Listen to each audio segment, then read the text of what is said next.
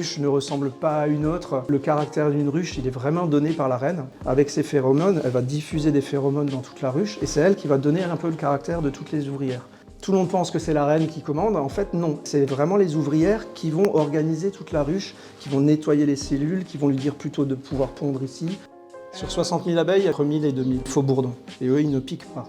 Et ils servent qu'à une seule chose, ils fécondent la reine une fois. Et nous, on essaye de structurer une ruche toujours de la façon suivante. C'est de mettre l'entrée de la ruche, l'entrée-sortie vers le sud, de façon à ce que le soleil se lève à l'est et se couche à l'ouest.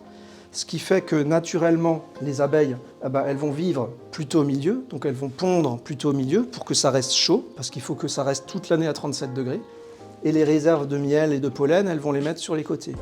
Dans la saison haute, donc là quand il y aura les fous bourdons, mon cadre à mâle, je vais le mettre sur le côté, parce que ça va m'empêcher d'avoir des plus grosses cellules au milieu et ça sera mieux structuré, ça sera plus joli, plus facile à sortir, mais aussi parce que sur le cadre à mâle que je mets au bout, il y aura en haut forcément du miel, rien d'autre, et en dessous, il y aura mes mâles.